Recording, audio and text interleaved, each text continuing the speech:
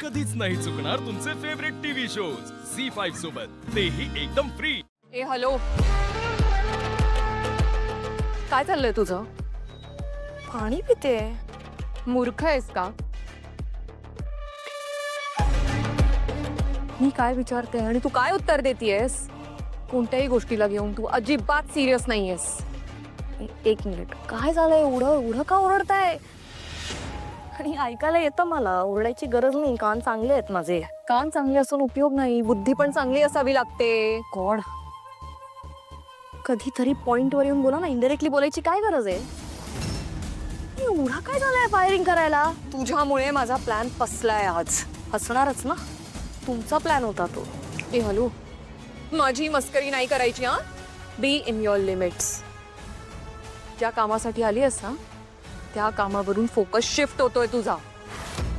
माझ्या प्लॅनच्या अकॉर्डिंग गेलीस तरच सक्सेसफुल होशील। इकडे मिळंदळे कुटुंबाला मी चांगलं ओळखते, नस नस माहितीये मला सगळ्यांची, त्यामुळे माझाच प्लॅन एक्झिक्यूट करायचा, कळलं? एक मिनिट, हे जरा अति होतंय असं नाही वाटत का तुम्हाला? मान्य आहे की तुम्ही मला ते कॉन्ट्रॅक्ट दिलं आणि मग तुम्ही मला इंट्रोड्यूस केलं ह्या घरात, सगळं मान्य आहे, बट इट्स माय लाईफ। त्यामुळे काय करायचं आणि काय नाही हे माझं मला कळतं। आणि असे फुसके प्लॅन बनवले तर ते फेलच होणार ना। फुसका प्लॅन?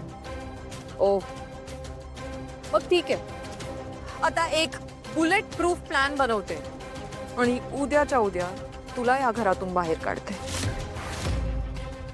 चालेल ना?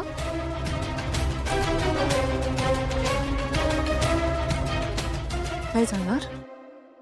मग लिमिट मध्ये राहायचं आणि मी सांगेन तेच ऐकायचं।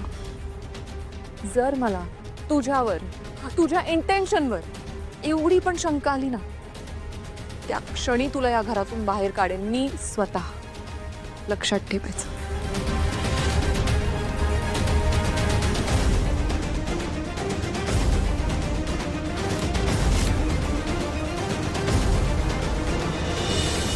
मॉम, काय झालं? सगळ्यांना एकदम अचानक बोलवलंस? बस ना। सो रामनवमी येते आणि तुम्हाला सगळ्यांना ठाऊक आहे, रामनवमीच्या निमित्ताने दरवर्षी आपल्याकडे पूजा असते। या वर्षी सुद्धा आपण करणार आहोत आणि तुम्हाला सगळ्यांनाच ठाऊक आहे, गेली अनेक वर्ष माझं असं एक स्वप्न आहे की या घरात पाळणा हलावा।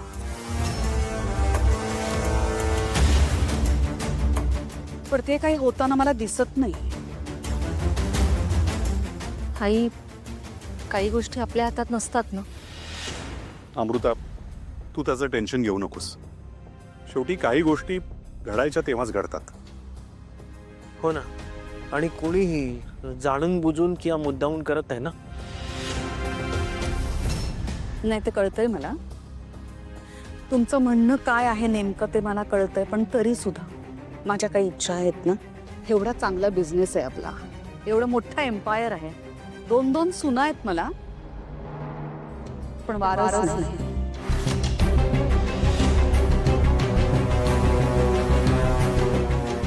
ठीक आहे, हरकत नाही, दरवर्षीच्या या रामनवमीच्या पूजेच्या निमित्ताने घरात पाळणा हलतो, त्यावर समाधान मानेन मी, हरकत नाही। मग मी एक सांगू? बोल ना। या सगळ्यावरती एक सोल्युशन आहे।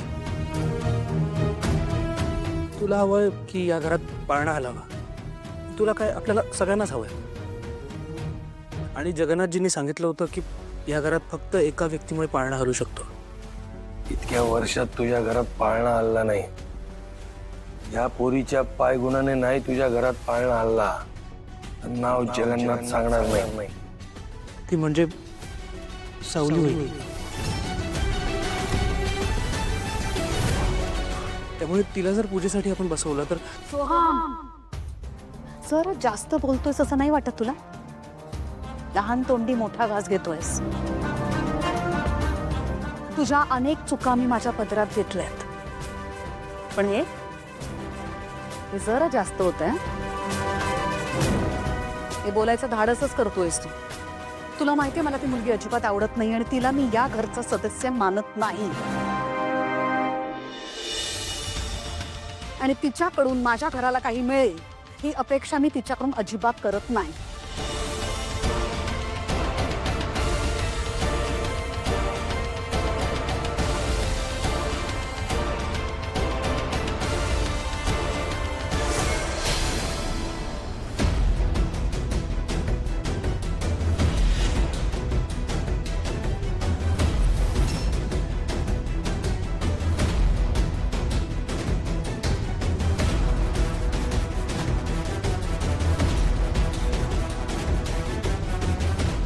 अस्मी, अस्मी, अस्मी.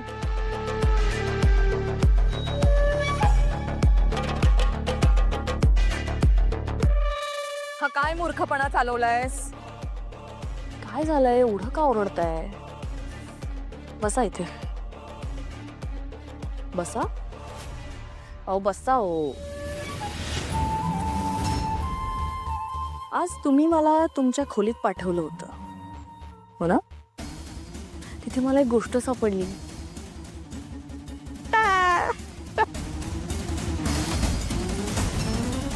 काय माहितीये?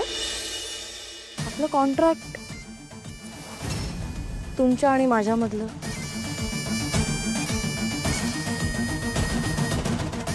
यात असं लिहिलंय की सारंगच्या जवळ जायचं नाही, बाळाला जन्म द्यायचा नाही, या घरात पाळणा हलता कामा नये आणि बऱ्याच अशा टर्म्स अँड कंडिशन्स लिहिल्यात. हे हॅलो, हे सगळं आत्ता माझ्या समोर मांडून काय सिद्ध करायचंय तुला? आणि मुळात या सगळ्याचं काय करणार आहेस तू? तुमचा आवाज जरा वाढतोय, व्हॉल्यूम कमी करा. कारण मला जर काही झालं ना तर तिलोत्तमा मेंद्रे समोर तुमचं भांड फोडून टाकेन मी. I C. ब्लॅकमेल करतेस असं वाटतंय का? ब्लॅकमेलच समजा. आणि कसं आहे, कंट्रोल कधीही आपल्या हातात असलेलाच बरा.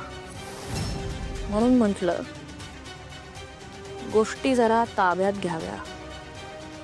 जास्त हवेत जाऊ नकोस, लिमिट मध्ये राहा. या घरात माझ्या विरोधात जाऊन तुला तुझं स्थान निर्माण नाही करता येणार. ते पुढचं पुढे बघू. काय आहे, माणूस कधीही प्रॉब्लेम मध्ये आला ना तर त्याचं सोल्युशन तो स्वतः शोधून काढतो. It's not a big deal. मला एवढंच म्हणायचं होतं की माझ्याशी नीट वागायचं, तरच मी तुमच्याशी नीट वागायचा विचार करेन. नाहीतर मेंद्रे कुटुंबासमोर तुमचं सत्य आणणं माझ्यासाठी फारसं कठीण नाही. झी 5 ॲप डाउनलोड करा आणि पहा सर्व एपिसोड्स एकदम फ्री.